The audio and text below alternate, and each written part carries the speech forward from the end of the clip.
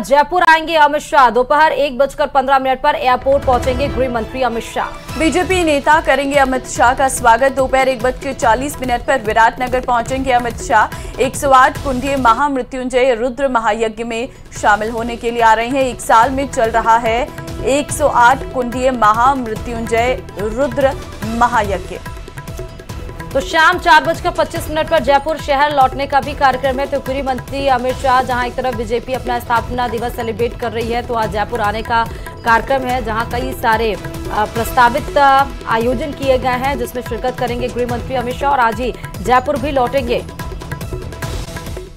और वक्फ संशोधन बिल को मंजूरी मिल चुकी है। बड़ी खबर आपको बता रहे हैं, जहां राष्ट्रपति द्रौपदी मुर्मू ने उस पर हस्ताक्षर करके उसको मंजूर कर लिया है। अब देखिए, मंजूरी मिलते ही ये कानून बन गया है। वक्फ संशोधन बिल से जुड़ी ये बड़ी खबर इस वक्त आपको हम दे रहे हैं, जहां पर राष्ट्रपति द्रौपदी मुर्मू ने वक्फ संशोधन विधेयक को अपनी मंजूरी दे दी है। अब कानून बन गया है ये विधेयक। दरअसल लोकसभा और राज्यसभा में एक लंबी बहस इस बिल को लेकर हुई थी और आखिरकार लोकसभा में भी बहुमत के साथ ये बिल पास हुआ और वहीं राज्यसभा में भी रात के 2 बजे तक इस बिल पर चर्चा हुई। उसके बाद वोटिंग के बाद ये बिल राज्यसभा से भी पास हो गया। कल इस पर राष्ट्रपति ने अपने हस्ताक्षर कर दिए हैं और जैसे ही बिल पर राष्ट्रपति के हस्ताक्षर हो जाते हैं, उसके बाद ये बिल कानून की शक्ल ले लेता है। अब देखना होगा कि इसे कब केंद्र सरकार के द्वारा लागू किया जाता है और उसके बाद इस बिल के बारे में पूरी ब्रीफ डिटेल भी सामने आ जाएगी। बाकायदा ये बिल कई मायनों में अहम माना जा रहा है, जिसका विरोध पुरजोर विपक्ष की ओर से और कई मुस्लिम समुदाय के लोगों से भी किया गया था। आपको ये भी बता दें कि बिल पे हस्ताक्षर यानी कि विधेयक पे हस्ताक्षर होने के बाद बिल में जैसे ये वक्फ संशोधन अधिनियम 1995 बिल में कन्वर्ट हुआ, सुप्रीम कोर्ट में 3 याचिकाएं भी इसको लेकर लगाई गई हैं। अब ये केंद्र सरकार के ऊपर निर्भर करता है कि उसको लागू कब करे, लेकिन वक्फ संशोधन जो 1994 में बना था, 1995 में संशोधित करके इसको फिर वक्फ बोर्ड बनाया गया। उस पर लंबी बहस के बाद ये बिल तो बन गया, लेकिन कब से लागू होगा ये केंद्र सरकार के ऊपर निर्भर। के मौके पर पीएम मोदी नए पंबन रेल पुल का उद्घाटन करेंगे। ये पुल भारत का पहला वर्टिकल लिफ्ट समुद्री पुल है। पीएम मोदी रोड ब्रिज से एक ट्रेन और एक जहाज को हरी झंडी दिखाएंगे और पुल के संचालन को देखेंगे। आपको बता दें कि पंबन पुल का गहरा सांस्कृतिक महत्व है। रामायण के अनुसार राम सेतु का निर्माण रामेश्वरम के पास धनुषकोडी से शुरू हुआ था।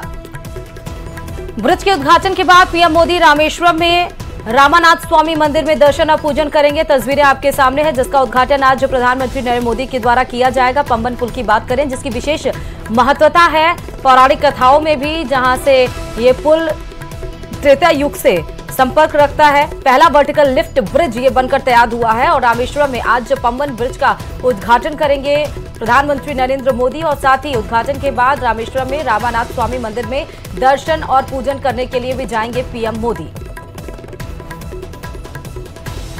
तो देखिए, पीएम मोदी आज इसका उद्घाटन करेंगे, जिसकी तस्वीरें भी हम आपको दिखा रहे हैं और इसके बाद प्रधानमंत्री का और भी कार्यक्रम जो है वो रहने वाला है। रामेश्वरम में वो दर्शन के लिए भी जाएंगे और रामेश्वरम में भारत के पहले वर्टिकल लिफ्ट ब्रिज का उद्घाटन करेंगे पीएम।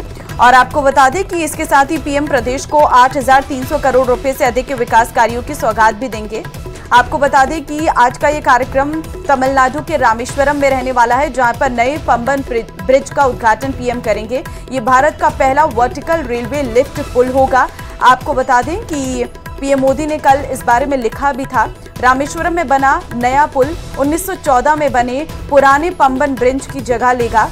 ये पुल रामेश्वरम द्वीप को भारत की मुख्य भूमिका से जोड़ता है। पुराने पंबन पुल पर परिवहन बढ़ने के कारण असुविधा हो रही थी और इसे देखते हुए नए पुल का निर्माण कराया गया है। केंद्र सरकार ने 2019 में नया पुल बनाने की मंजूरी दी थी। पुल की डिजाइन तकनीकी सुविधाओं और स्थानीय संस्कृति को ध्यान में रखते हुए तैयार की गई है। नए पंबन ब्रिज की डिजाइन रेल विकास निगम ने बनाई है। ये रेल मंत्रालय की सार्वजनिक इकाई है। नए पंबन ब्रिज को बनाने में कुल 535 करोड़ रुपए का खर्च आया है। देखिए, वर्टिकल पुल एक ऐसा पुल होता है जिसे जरूरत पड़ने पर पानी की सतह से ऊपर उठाया जा सके और वर्टिकल पुल को ऊपर उठाने पर उस जगह से पानी के बड़े जहाज आसानी से गुजर सकेंगे।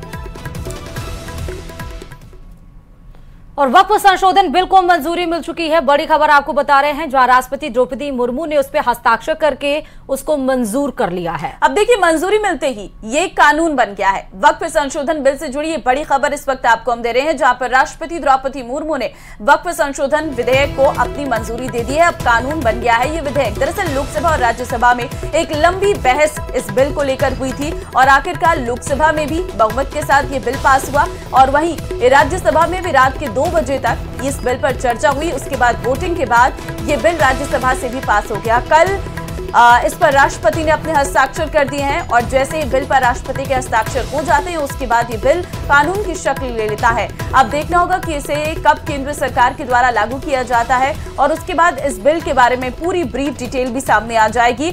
बाकायदा ये बिल कई मायनों में अहम माना जा रहा है, जिसका विरोध पुरजोर विपक्ष की ओर से और कई मुस्लिम समुदाय के लोगों से भी किया गया था।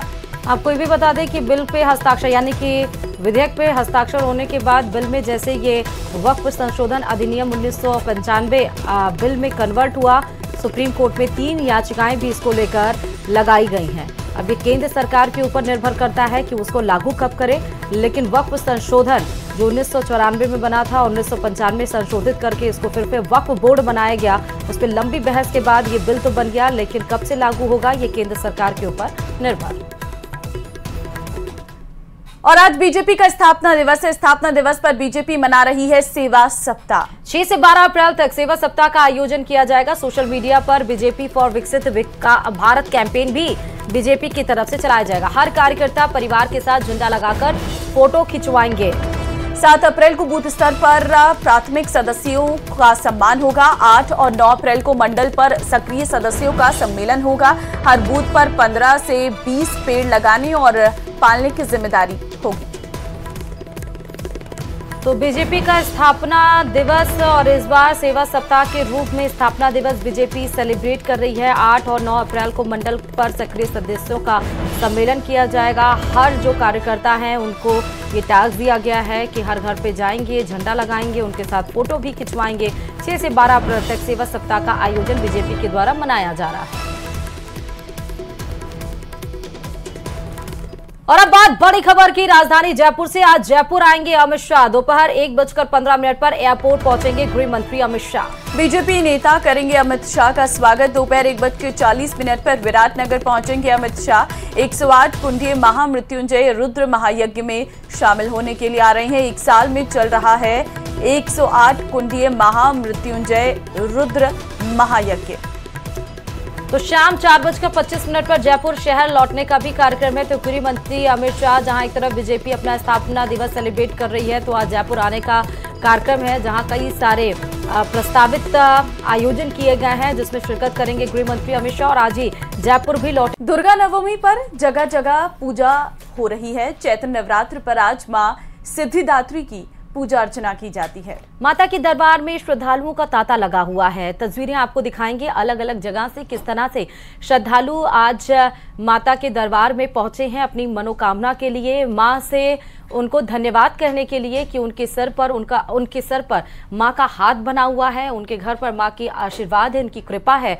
और आज सिद्धिदात्री मां की पूजा अर्चना करने के लिए सुबह से ही, जब से मां का कपाट खुला हुआ है, तब से ही श्रद्धालु वहां पर पहुंचे हुए हैं मां के सामने शीश नवाने के लिए, उनसे आशीर्वाद लेने के लिए। और मां को भी आप देखिए कि भव्य तरीके से सजाया भी गया है।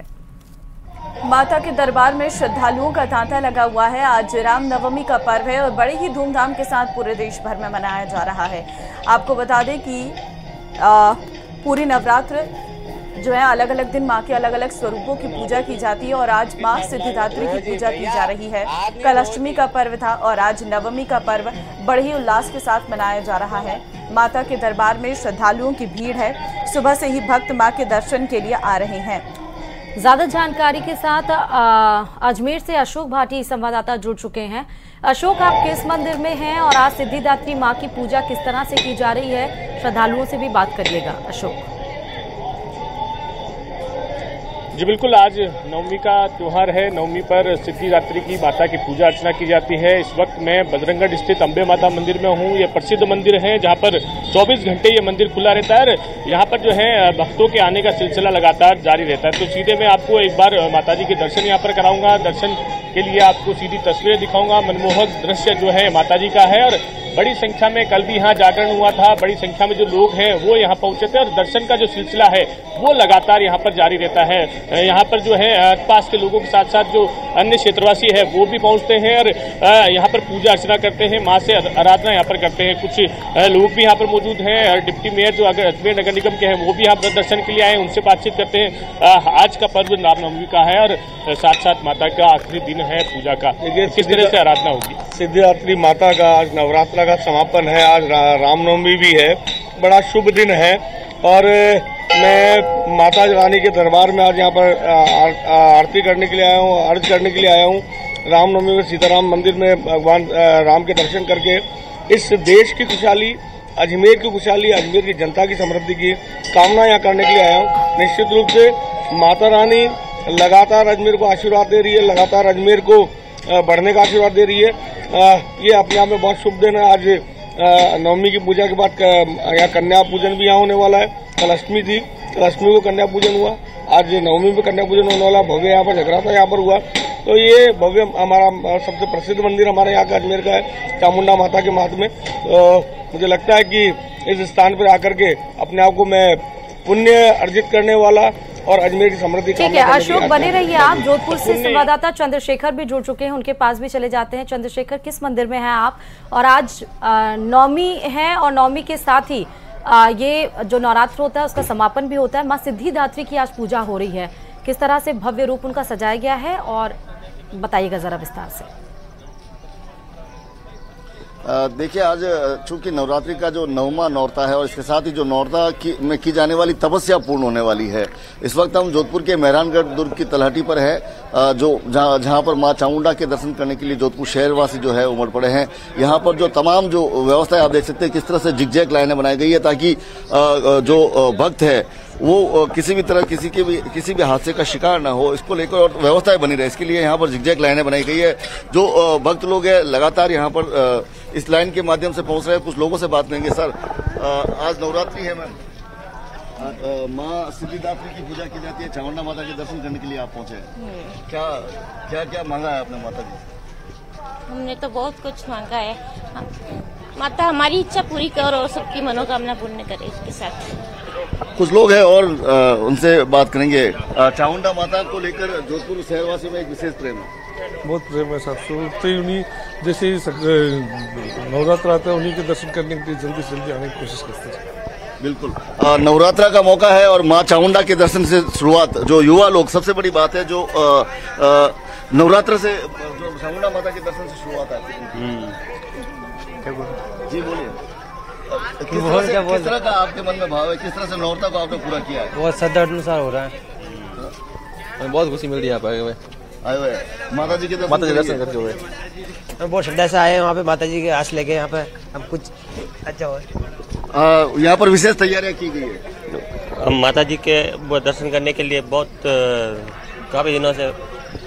बिल्कुल, आप देख सकते हैं ये लंबी जो जिगजैग लाइन है जिसके माध्यम से जो व्यवस्थाओं को कंट्रोल किया जा रहा है। और इस बार मेहरानगढ़ दुर्ग में जो है पॉलीथीन के जो प्रयोग पर जो है रोक लगाई गई है। कुछ यहाँ पर जो मौजूद सुरक्षाकर्मी उनसे भी बात करेंगे, क्या क्या व्यवस्थाएं, क्या क्या तैयारी है यहाँ पे मेहरानगढ़ दुर्ग की तरफ से की गई है। वो दुर्ग प्रशासन के जो लोग हैं उनसे भी बात करेंगे, जानने का प्रयास करेंगे कि क्या व्यवस्थाएं यहाँ पर की गई है। सर, आज नवरात्रि का जो नवमी नौरता है, बिल्कुल जो यहाँ पर व्यवस्था संभाल रहे हैं, जो चीफ है यहाँ के, उनसे बात करेंगे जो यहाँ की बाहर की सुरक्षा व्यवस्था देख रहे हैं। सर, आज नवरात्रि का 9वां दिन है और विशेष उत्साह है लोगों में। बहुत अच्छी बात है हुक्म, हमारी पूरी व्यवस्था है।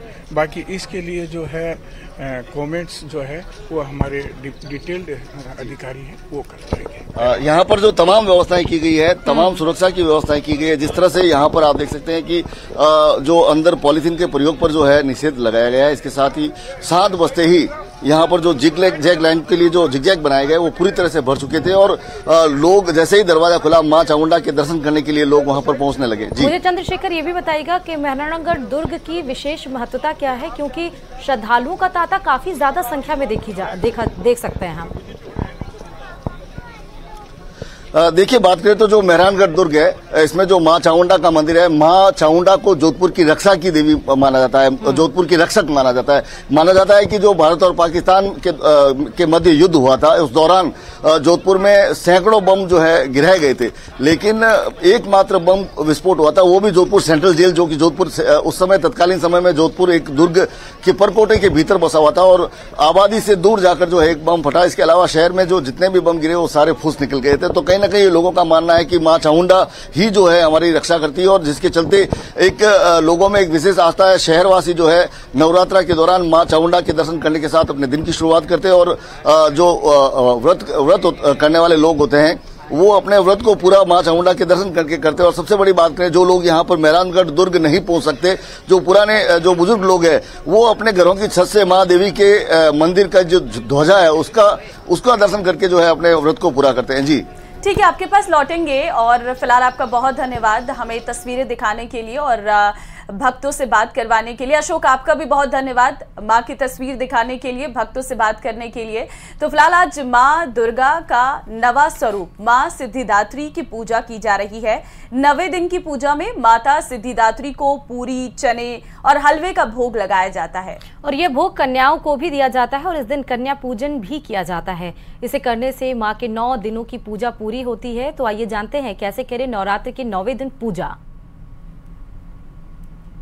नवमी के दिन माता के आखिरी स्वरूप की किन स्वरूप की पूजा की जाती है, क्या कुछ उसके लिए विशेष उपाय है? तो नवमी का जो रूप है माँ सिद्धिदात्री, माँ सिद्धिदात्री जो सब कार्य सिद्ध करने आ रही है और सिद्धिदात्री के साथ दिन उस दिन राम नवमी भी है, राम जी का उत्पत्ति भी हुई है और राम जी देखिए सिद्धिदात्री के साथ ही आए, यानी वो सभी सिद्धियों को लेकर के आए। तो सिद्धिदात्री जब आपको हर प्रकार की सिद्धि, एक मनुष्य के लिए क्या सिद्धि है, वो साधना भी कर रहा है, वो पूजा भी कर रहा है, वो दाम्पत्य जीवन में भी है, वो भौतिक जो चीजें हैं बंगला, गाड़ी, नौकरी, करियर, उसको भी संभाल रहा है। तो सिद्धिदात्री हमारे हर जो पहलू है जीवन का, मानव जीवन का, उसको सिद्ध करने हमारे जीवन में आती है। माँ सिद्धिदात्री को आप नारियल से बनी चीजों का भोग लगा सकते हैं, देसी घी और बताशों का अगर आप इस दिन हवन कर देते हैं, आज के दिन हवन का विशेष महत्व है। अच्छा, तो आज के दिन आपको हवन जरूर करना चाहिए क्योंकि नवमी तिथि है, रिक्ता तिथि है। आज के दिन आप हवन करते हो तो वो सीधा भोग प्रभु तक पहुंचता है। तो हवन जरूर करिए आज के दिन। और आज के दिन राम नवमी भी है तो राम जी को भी भोग लगाना, रामचरित्र मानस का पाठ करना, सुंदरकांड का पाठ करना बहुत विशेष रहता है। तो आज के दिन आप ये भी कर सकते हैं।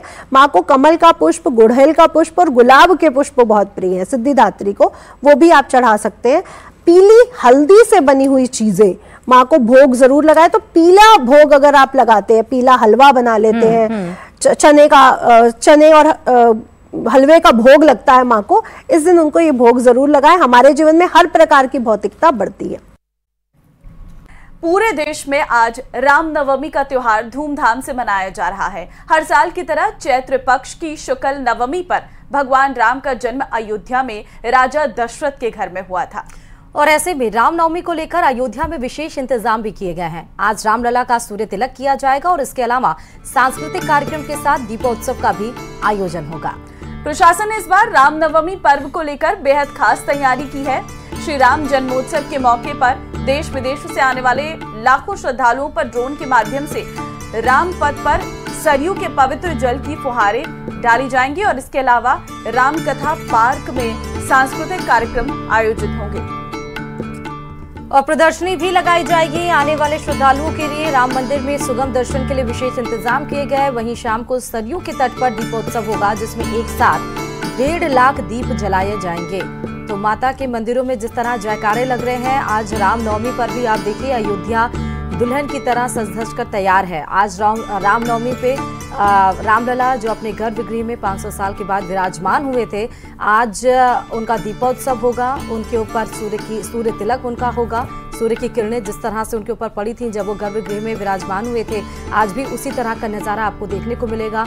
1.5 लाख यहाँ पर दीप जलाए जाएंगे और साथ ही आपको सरयू तट की अगर हम बात करें, दर्शन के लिए विशेष इंतजाम श्रद्धालुओं के लिए किए हुए हैं क्योंकि श्रद्धालुओं के आने का तांता लग गया है। प्रदर्शनी लगाई गई है, कई सारे सांस्कृतिक कार्यक्रम आज राम कथा पार्क में आयोजित किए गए हैं। आपको ये भी बता दें कि सरयू के पवित्र जल के फुहारे भी आज रामलला पे डाले जाएंगे। राम पथ पर की बात करें, श्रद्धालुओं पर ड्रोन के माध्यम से ये काम होगा। साथ ही आपको बता दें कि श्री राम जन्मोत्सव के मौके पर देश विदेश से लाखों श्रद्धालु आ गए हैं और इस बार रामनवमी को लेकर बेहद ही ज्यादा खास तैयारी की गई है प्रशासन की तरफ से। तो तस्वीरें आप देख सकते हैं, अयोध्या नगरी पूरी सजकर तैयार है। राम मंदिर को क्या भव्य रूप दिया गया है उसकी तस्वीरें भी हम आपको दिखा रहे हैं। और आज का दिन खास इसलिए भी रहने वाला है क्योंकि आज भगवान राम का सूर्य तिलक किया जाएगा और इसके लिए पहले से ही पूरी व्यवस्था जो है वो की गई है। रामलला का सूर्य तिलक आज से रोज किया जाएगा, ये भी जानकारी निकलकर सामने आ रही है। फिलहाल आपको बता दें कि आज रामनवमी पर कन्या पूजन का भी विशेष महत्व है और कई लोगों के व्रत जो हैं वो आज खुलेंगे क्योंकि 9 दिन के नवरात्र के व्रत रखने के बाद आज रामनवमी का पर्व जिसमें सभी कन्याओं को पूजा की जाएगी कन्याओं की और कन्या पूजन का भी आज विशेष महत्व है। और इसी के साथ ही ये राम मंदिर की तस्वीरें हम आपको दिखा रहे हैं। साथ ही आपको बता दें रामलला के ललाट पर इस सूर्य तिलक का ट्रायल भी किया गया और किस तरीके से 8 मिनट तक जो उन पर सूर्य की किरणें हैं वो पड़ेंगी। रामनवमी पर आज ड्रोन से पूरा सरयू का जल जो है वो छिड़का जाएगा, ये जानकारी सामने आ रही है। राम की बात होती है राम जी की तो मर्यादा पुरुषोत्तम राम जो कि दयालु, कृपा, वीर के रूप में जाने जाते हैं। हिंदू धर्म के शास्त्रों के अनुसार त्रेता युग में रावण के अत्याचारों को समाप्त करने के लिए पुनः स्थापना के लिए भगवान विष्णु ने मृत्युलोक में श्री राम के रूप में अवतार लिया था और श्री रामचंद्र जी का जन्म चैत्र शुक्ल की नवमी के दिन ही पुनर्वसु नक्षत्र और कर्क लग्न में हुआ था। तो आज ही रामनवमी के दिन देखिए किस तरह से अयोध्या सजाई गई है, कई सारे सांस्कृतिक कार्यक्रम हैं, कई लाखों श्रद्धालुओं के लिए विशेष इंतजाम भी किए गए हैं। और पूरे देश में आज रामनवमी और दुर्गा नवमी का त्यौहार धूमधाम से मनाया जा रहा है। हर साल की तरह चैत्र पक्ष की शुक्ल नवमी पर भगवान राम का जन्म अयोध्या में राजा दशरथ के घर हुआ था और ऐसे में रामनवमी को लेकर अयोध्या में विशेष इंतजाम किए गए हैं। आज रामलला का सूर्य तिलक किया जाएगा। इसके अलावा सांस्कृतिक कार्यक्रम के साथ दीपोत्सव का भी आयोजन होगा। प्रशासन इस बार रामनवमी पर्व को लेकर बेहद खास तैयारी की है। श्री राम जन्मोत्सव के मौके पर देश विदेश से आने वाले लाखों श्रद्धालुओं पर ड्रोन के माध्यम से रामपथ पर सरयू के पवित्र जल की फुहारें डाली जाएंगी।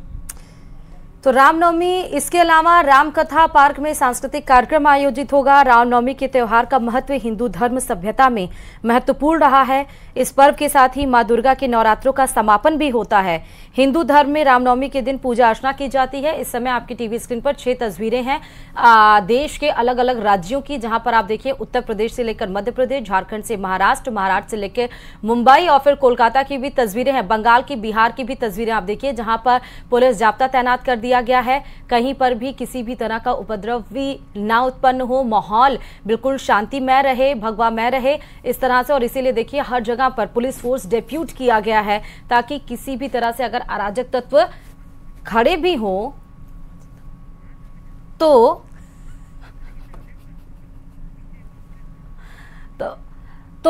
उनको पुलिस संभाल सके। तो आप देखिए चप्पे चप्पे पर पुलिस भी तैनात है। और बंगाल में भी आप देखिए रामनवमी के दिन किस तरह से जुलूस निकाला गया है। बंगाल कोर्ट ने भी रामनवमी को सेलिब्रेट करने की बात कह दी है। कई जगह पर फ्लैग मार्च किया गया है, ड्रोन से निगरानी रखी जा रही है। उत्तर प्रदेश में आप देखिए सभी जिलों में अलर्ट किया गया है, फोर्स की तैनाती की गई है। तो ये 6 तस्वीरें जो थोड़े संदिग्ध माने जाते हैं, जहां पर ये आप मान लीजिए कि कभी ना कभी कुछ ना कुछ चीज़ें ऐसी खड़ी हो जाती हैं जो दुविधा उत्पन्न कर देती हैं। तो इसीलिए इस बार पुलिस भी काफ़ी ज़्यादा एक्टिव है। एक तरह से उनके कंधों पर इस बार ज़्यादा बोझ है इस बात का कि वो शांतिपूर्ण माहौल बनाए रखें।